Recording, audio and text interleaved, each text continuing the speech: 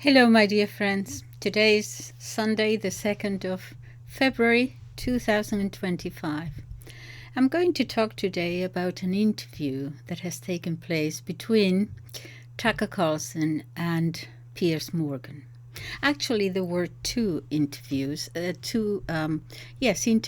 In the first one, PiersMorgan interviewed TuckerCarlson, and in the second one, TuckerCarlson interviewed PiersMorgan. I thought the second interview, or discussion, or debate, or conversation was more interesting than the first one. In the first one, PiersMorgan, I remember, said something like, well, yes, you know about the universal illness, of 2020. He said, yes, perhaps, I found myself that I had been emotionally involved in it, and perhaps I shouldn't have been. And in any case, okay, he was kind of apologizing for or excusing himself for the very strong stand that he took during that period. I don't remember anything else about it, but they talked about geopolitics and the situation, what is happening in the world and so on. The second interview, I thought it was very interesting. By the way, I have to tell you that first thing, that I do like TuckerCarlson. I follow him. I haven't joined in his TuckerCarlson network, but I do watch most of the things that he puts on YouTube or the other channels.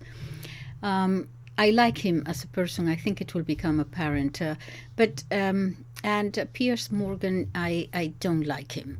I don't follow him. I don't particularly watch him. Every now and then, if something comes up, on the telephone, and I see that he has an interesting guest or something like that, I will try to listen to it. But I always find that halfway I just have to switch it off, because I just don't like the way the debate or the discussion is going. Not because I agree or disagree with the different things that they're saying, but it seems to be more like a combat, to see who wins the debate, who wins the conversation, and it's a little bit tiresome. So I don't follow him, and I don't particularly like him. I have never met the man. I haven't met any of them, and I never will. But there is something about him that puts me off, and there is something about TuckerCarlson that attracts me to him. And whatever that might be, so this is just to begin with. Okay, now I'm going to show you, not show you. I'm actually going to read to you three little snippets of the conversation. By the way, I will put the link to the second interview down below. Okay, so in case you haven't seen it, because there are even shorts about this particular debate. So I think it's becoming popular. So you have probably seen it, but just my take on the two different characters here, the two different men that they are. So I will start by saying, first of all, and before I start, I think I have said this before. I usually go back to my teaching experience, and I have said this before in the, talking about something else, whatever it was, but you know how we all have different, let's say, different intelligence or different gifts for different ways of viewing the world or understanding the world. Okay. And it is now fashionable to say that this person has intellectual intelligence, the other one has practical experience, the other one has emotional experience. In other words, that we are good at one way of comprehending what is happening and not so good at another way of doing it, and so on. There is also in philosophy, at any rate, a different way of analyzing things. We call it deductive reasoning and inductive reasoning. And deductive reasoning, let me say first that from the Middle Ages we knew how to educate children, in that we acknowledge that at different stages in a child's development, the child has to learn certain things that he's going to apprehend much better. For example, up to the age of 11, it was held that the memory is the best part of the how the child learned best. That is the memory is 100%. That is when you can learn the rivers of the world and the mountains and the list of kings and everything else. You memorize it, no problem at all. And that is the best age, the medieval said, until the age of 11, more or less. From the age of 11, you start with deductive reason, arithmetic, mathematics, if this, then that, then the other thing, a form of logic. Yeah, so you're looking at the world, you start with the universe and you end up in the atom, as it were. Okay, so you're looking at it, as it were, from a microscope. Yeah, with a microscope, and you come then this, then that, then you deduct, yeah, logically. From the age of 15, perhaps that's a little bit early, from the age of 16, then you can start training the child to think abstractly. Abstractly is not the right word, but to reason inductively. Yeah, so it's the other way. It's from the atom, you look at it through a telescope and you see the world, the universe. In other words, from one particular incident, you can extrapolate and make a theory out of it. What does this mean? This means that, for example, at the age of 13, a child is too young to learn philosophy. He's not quite ready to think in that way abstractly. It could be, I don't know, it could be that the brain has not fully developed yet. But you can't have a 13-year-old or a 14-year-old learning philosophy, to philosophize, or theology. It's too early. That is why a 14-year-old adolescent cannot really write a good essay. He can answer questions, he can give his opinions, but that extrapolation from one particular event to human nature, it's too difficult at that age. It is from 16 onwards that you can begin to write a good essay. Okay. So this is a difference that I see between the two men. I titled the video Intelligence versus Cunning because I think that is the difference between them. I could say also that it is a difference between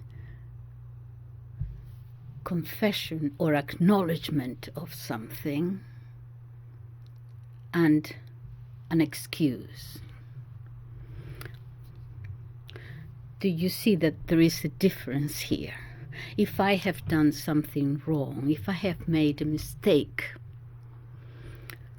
and I realize that I have made that mistake, the acknowledgement of it, and what do I learn from it, and it was a mistake, and so I will try not to do it again. It doesn't mean that you're a perfect being, but that you're learning something from it, and you say, yeah, I was wrong.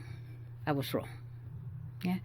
And an excuse is when you say, well, yes, I did something wrong, but you see, this was it was because someone told me, and it was because of this, and it was, and it ends up that acknowledgement is not there. Is finding reasons. Well, I might have been wrong, but these were the reasons, and never you were wrong. And I see that is the difference between the two men, too. I think that TuckerCarlson, as I said, I don't know the man, I never will. From what you can perceive, which obviously is limited, I see him, and not everyone will agree with me, I know that, but I see him as a moral man. I'm not one to judge him, especially since I don't even know him. I'm just saying that he appears to have been morally formed.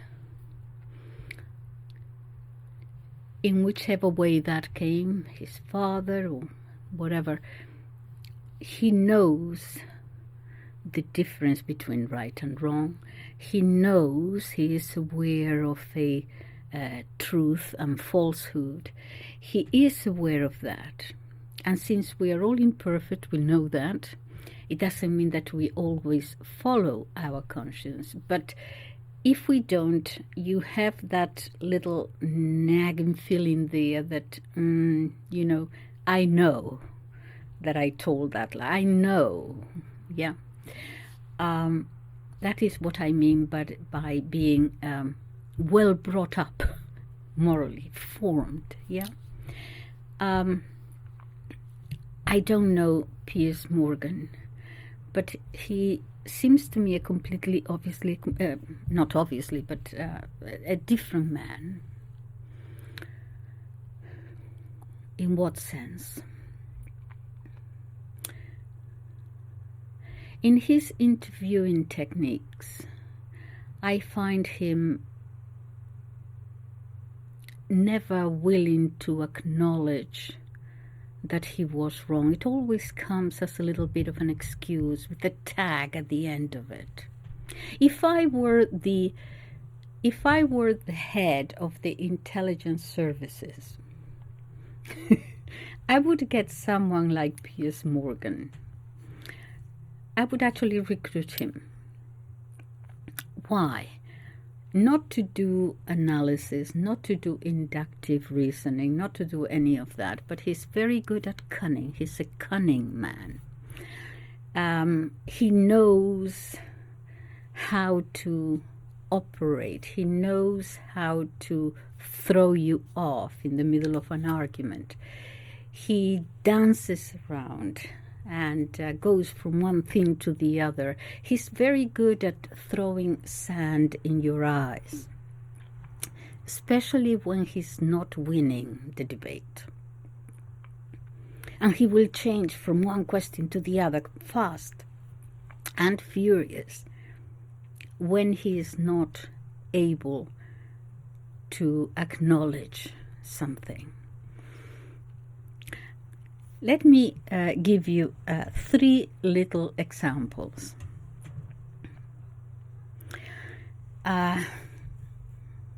They started the conversation by they were talking about the Ukraine and Russia, and PiersMorgan's TuckerCarlson started by saying what.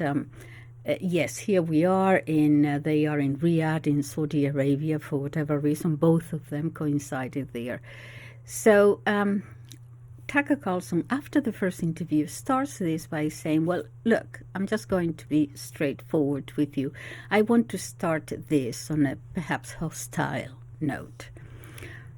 You, Piers, you said that Zelensky is a hero. How could you say that? And PiersMorgan says, well, I don't agree with you about, your dislike of Zelensky.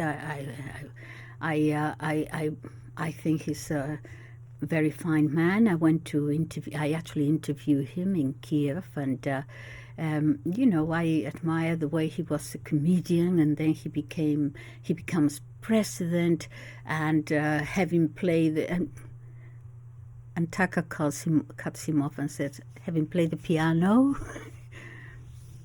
He disregards that, and he said, well, having played, being a president in a comedy show, and then he rose to president. And I know, Tucker, what you have said about it. But what's interesting to me on a bigger picture about Ukraine and about Russia, your views, and a lot of conservatives in America are actually having this view now, is that 30 years ago, there have been no element of resistance at all from the conservative side about taking on a Russian dictator, which he's implying a lot of people are not unhappy about doing it now. So, conservatives would have taken on a Russian dictator who invaded a European country. I know it's a little bit more complicated than that, but so he knows that it is a little bit more complicated than that, but he does not wish to he refuses to take that complexity into account. So he says, but I know it's a little bit more complicated than that, but a lot of smart people think this is something that he's going to use a lot. A lot of people think, and a lot of people say, and a lot of smart people happen to think that a lot of people, he uses that a lot, I notice. So he said, but a lot of smart people,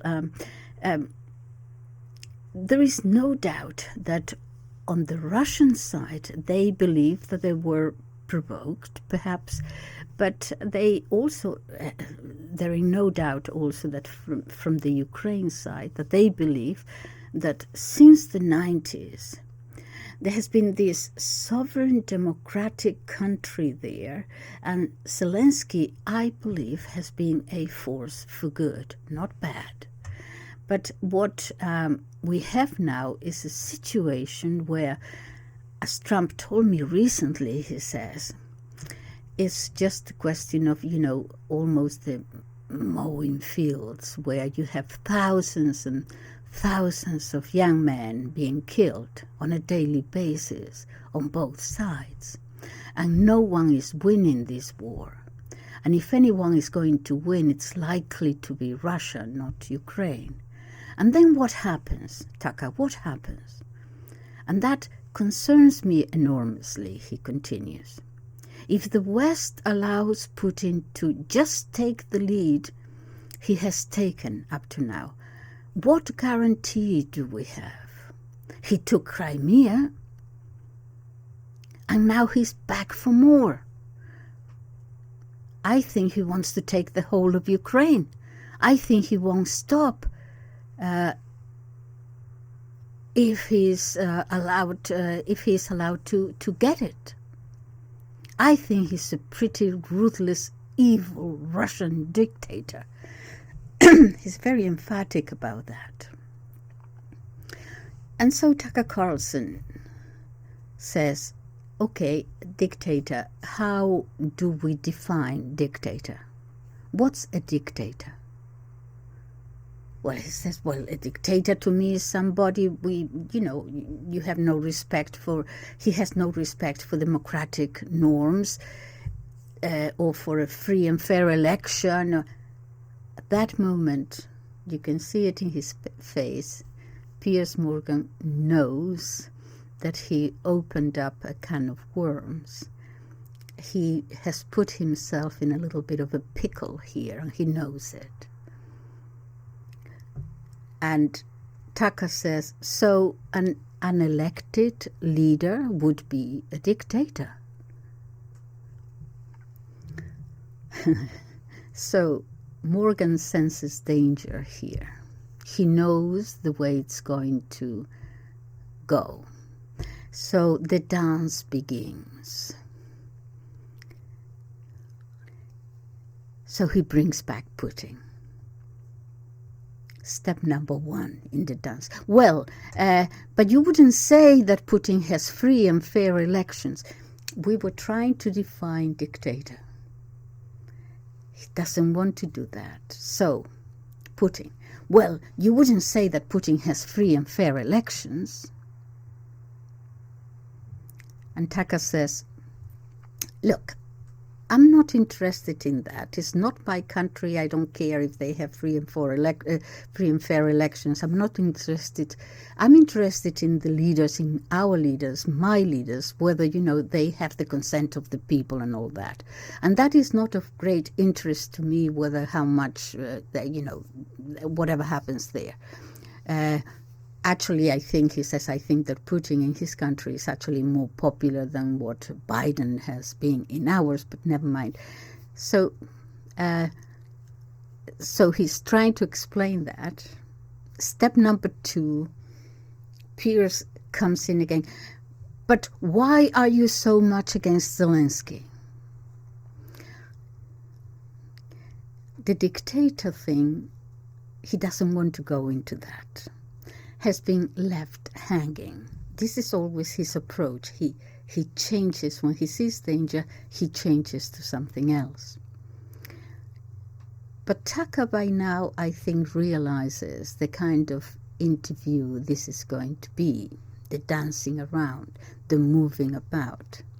And so he brings him back. He brings him back to the dictator thing. He has noticed. So when asked a direct question, PiersMorgan will move it quickly to a different nuance. Sometimes he's cunning, imperceptibly, sometimes very obvious. So Tucker brings him back to the dictator issue. And he says, no, look, I'm trying to understand, okay? When you dismiss Putin as a dictator, you just said Putin is a dictator. Okay, what do you mean by dictator? Because the first criterion for dictatorship is that you are not elected. And what else? Because Zelensky is not elected, has not been elected either. Step number 3. Well, your comparison with Zelensky, you compare Zelensky and Putin over the last 2 years, and how you talk about them, I find it baffling, because you seem to think there is some sort of moral equivalence between the two.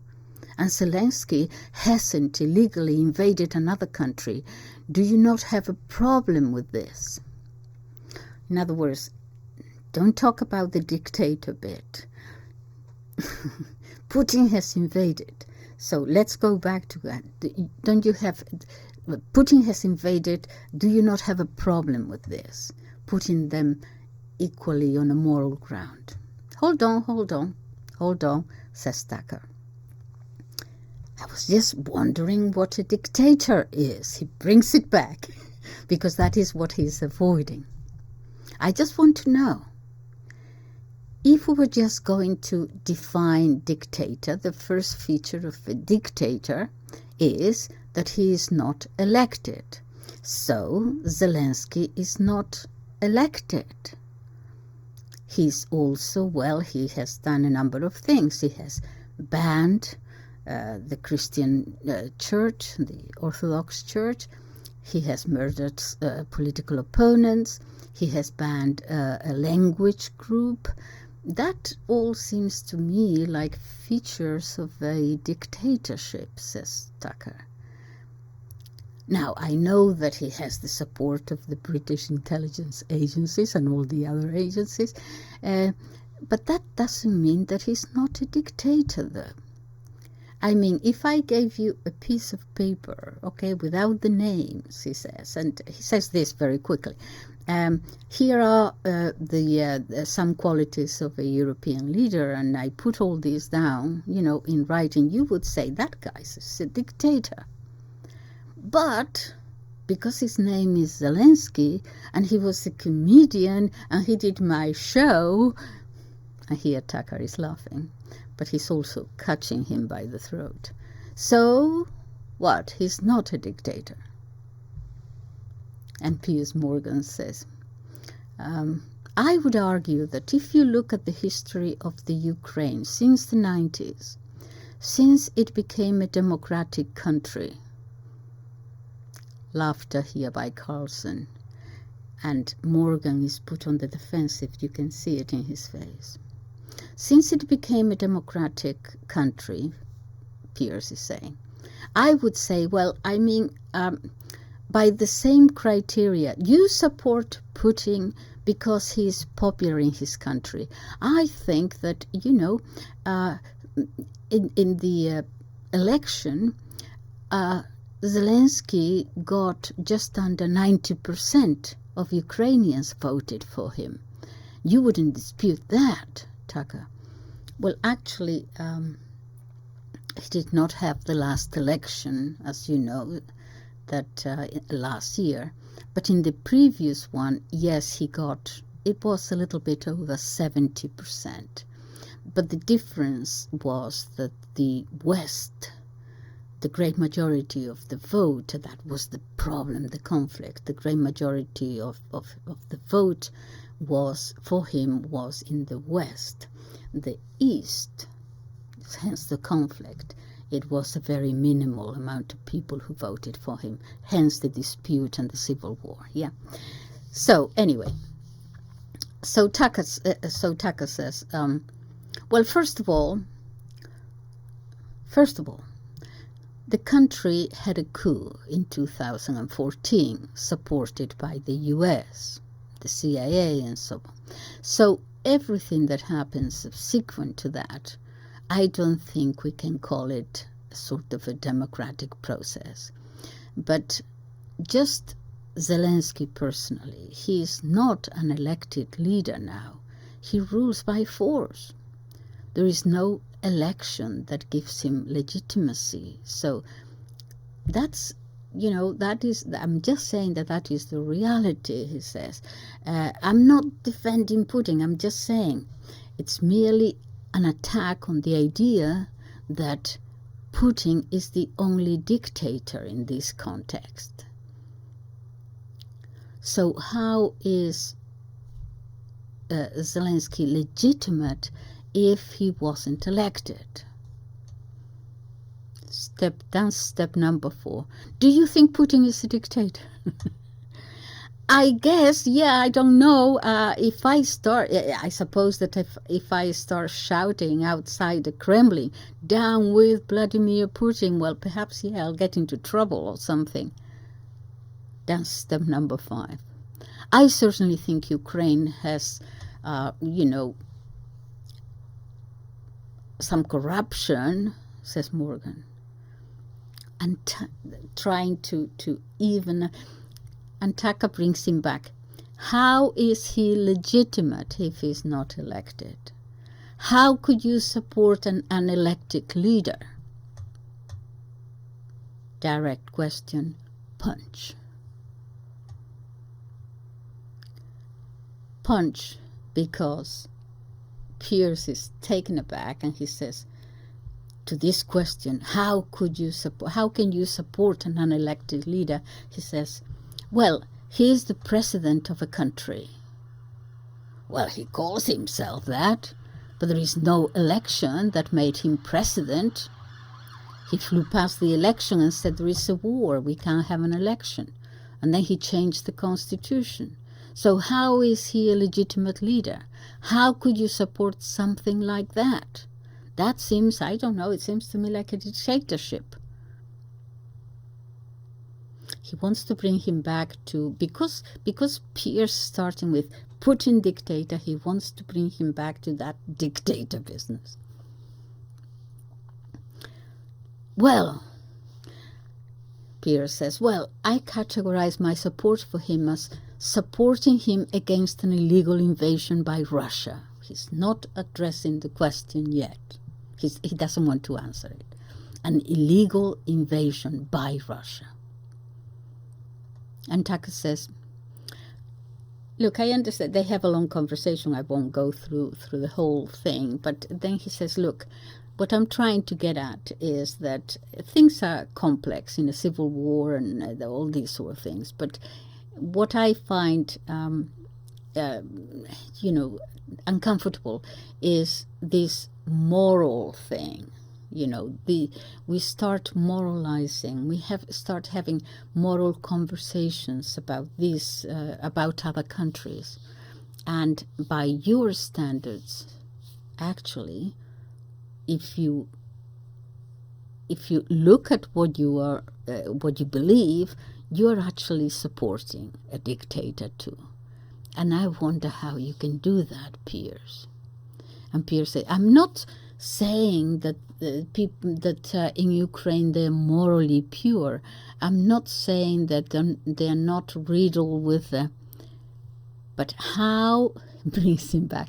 But how is he not a dictator? Here's my pointing. My defense of he goes is based. My defense is based on the illegal invasion by Russia. You and I can argue about whether Russia was goaded and provoked into doing that. I do not think anything justifies what he actually did. That's Putin.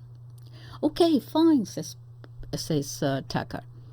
I guess that's a totally fair position to hold. I mean, I guess I sort of disagree with it, but I don't think anything is more illegal than running a country without an election and banning a religious denomination. And yeah, you could say that Putin did a lot of bad things, and yours and my government did a lot of bad things, and they are supporting this dictator in Ukraine who is oppressing Christians and who is banning people's native language and who is banning education and books in their native land. And now, knowing that he is on top, he says, book burner. And that's all. That is totally cool because we hate Putin. Step number 6. So you would just let Putin take over Ukraine?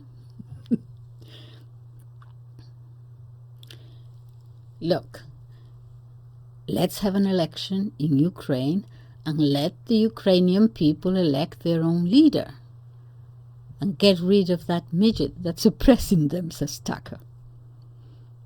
About holding elections, we start talking about elections. We had elections during the war years, so did you in Britain. Why not holding to democratic standards? And PiersMorgan backs down a little and says, well, I've got no problem saying that he should have an election. And Tucker says, how about banning and imprisoning a religious denomination? Well, I don't agree with any of those things. So, how could you ever support that? How could you ever support paying for that?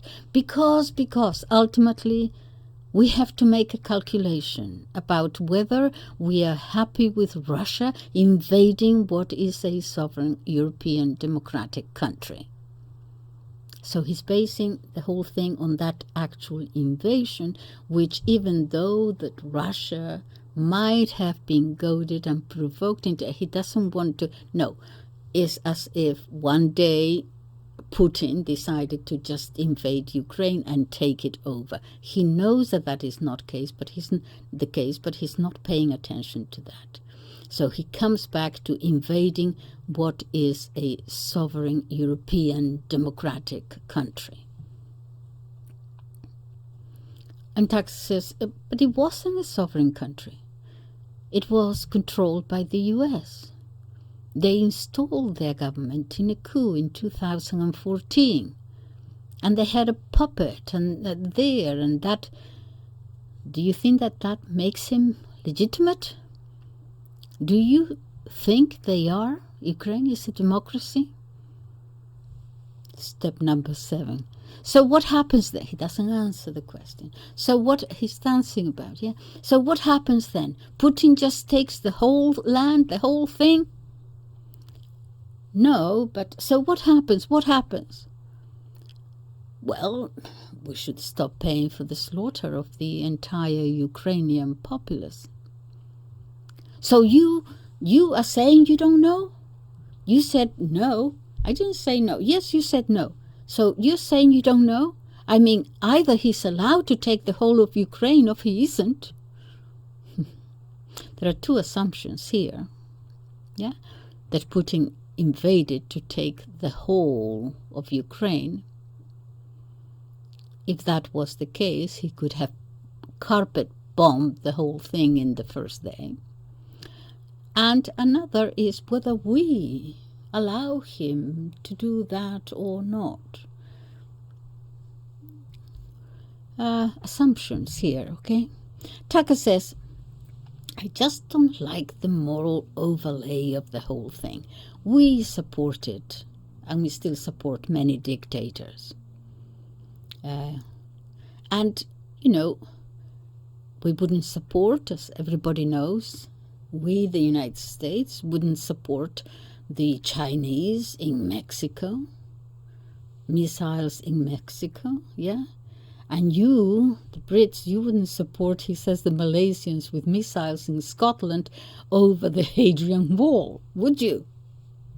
So Russia has been saying for 20 years that they will not allow, missiles there on their border. But of course, what the West is saying is, no, shut up. You are Russia, so you have no right to say what's on your border. Anyway, so the conversation continues, and they talk about different wars, and Iraq, and Kuwait, and all kinds of things. And then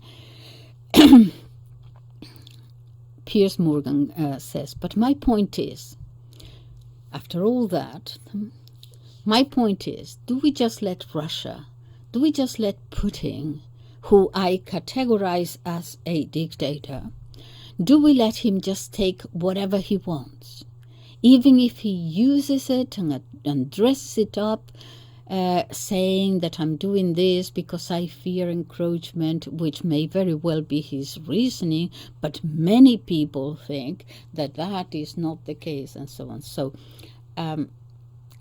he doesn't admit what he knows. He doesn't admit provocation or goading, as he says, and everything else. He comes back, he puts the whole of the argument on this act of the invasion of Ukraine. And everything else, the moral issues, the geopolitical issues, everything is no. This is what happened, and he doesn't want to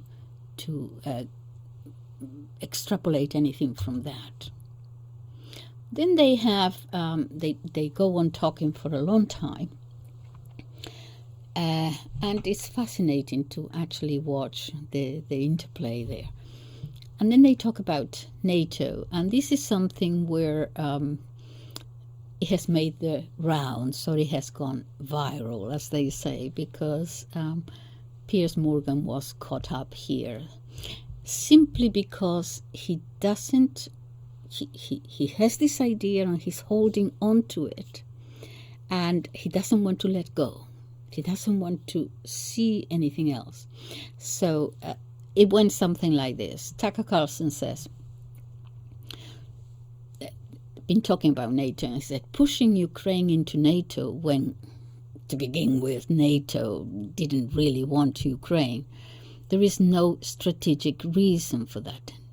NATO is there to what? To keep peace in Europe? Okay, so it was founded for that. Well, how did that work? We're now having the bloodiest war in 80 years in the middle of Europe. How's that peacekeeping thing working? And PiersMorgan says, well, you could argue, as many people think, that actually it was the wrong thing, that what went wrong here is that Ukraine was invaded precisely because it wasn't in NATO. Had it been part of NATO, they wouldn't have been invaded. Putin would not have dared. Putin would not have invaded. Because NATO, and this is where things go a little bit wrong for him, NATO has never acted proactively, has never acted aggressively. What? Says Tucker. Where were you when the Yugoslavia war was going on and they were bombing the shit out of Christians in Yugoslavia? Do you remember that? That was pretty offensive, if you ask me. Now, PiersMorgan now is caught again, but can't get out of it. So he holds on. Rather stay on that point that he knows is not valid than change his mind or admit to changing his mind. So he gets himself into this hole, and it's fascinating to watch his face and everything. So he says, NATO has always operated on the defensive. Really? Says Tucker. That's how they created Kosovo? Defensively? NATO never acted unilaterally, never offensively. Really? Who in Yugoslavia attacked NATO? Anyway, it's Piers just got intellectually into a corner he couldn't get out. Then they continue talking about foreign policy, and China comes into it, and so on. And Tucker is making the point that, look, this was a failure. This war was a failure, how we provoked Russia into it, because everybody knows, or if no one knows, everybody should have known, that the worst thing that you could have done from a foreign policy was to bring China and Russia together. He's making this point because everybody knows Russia has all this huge country, huge amount of resources, everything else. Okay, and China, lots and lots of people, but no resources. You bring these two countries together, they are a real, could be a real enemy to counteract the United States. And people knew that whatever happens, you must not let Russia and China come together. And we did, and that was a failure. And he's on a roll explaining this. And PiersMorgan comes back like that saying, why do you support Israel against Hamas? The dancing began again. And Tucker, who was on a roll here, was taken aback. What? Israel, Hamas? And he says, okay, so the question was, why do you support Israel against Hamas? And this is where I find really the difference between the two men. Because here is when I think, this is obviously all my opinion, okay? PiersMorgan, knowing that the whole thing is not going well for him, now he decides to get that gotcha moment. He's very good at that. He is experienced. So he knows how to do it. So he's going to gotcha. He's going to catch him inside in something which is what people will see, hopefully. Okay, so Israel comes in. So suddenly, Tucker gets, when he's talking about Russia and this and that, suddenly, why do you support Israel against Hamas? And Tucker says, well, I don't. He wasn't expecting it. And Piers now, you don't support Israel being supported by America? He's feeling that gotcha moment. He hasn't quite come yet, but he's almost there. And now Tucker realizes. I think you actually see the moment when he's taken aback so quickly by a totally different question, and so he starts talking a little bit about this and that while he's pulling himself together. You don't support Israel being supported by America? I support Israel in the same sense that I really like. I have nothing against Israel. I like Israel. I brought my family on vacation to Israel many times. I have nothing really against Israel. He's balancing his thoughts. He knows, and he's trying to get out of that concussion. And he's not, but he's aware of what is happening, and he's not going to allow him that gotcha moment. Okay. So I have nothing against it, but you agree with America supplying them with a lot of arms? In other words, damn if you do and damn if you don't. This is the gotcha moment. If he doesn't support America supplying arms to Israel, then if he doesn't, then, of course, anti-Jewish, anti-Semite, anti-this, anti-that. If he does, support America supplying arms to Israel, then for him that is also a moral principle. He knows, he senses it, And so this is how the conversation continues. Look, if it helps the U.S., I'm interested. What I'm interested in is what is in the interest of my country. So you agree in countries like America interfering in countries a long way away. It just depends on which country. No, not interfering, Tucker says. Your principle doesn't apply to Israel then. Let me, says Tucker now, has got his mind together. He says, let me articulate for the third time to make it totally clear to you. So he's getting his balance. He knows that he has been, there are a lot of questions. Oh, but this, but that, but how about that? All at the same time. And he's fast and furious everywhere. And Tucker said, because he's using, PiersMorgan is also using so what you're saying is, you remember that lady with Jordan Peterson? Oh, so what you're saying is, no, I wasn't saying that. So what you're saying is, he's using the same tactics, So you, instead of saying what you're saying is so you think that,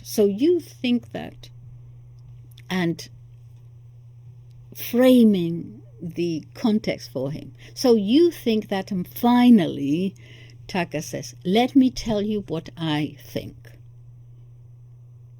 Well, you were saying that I actually, Piers, tuned out midway because of all those continuous questions.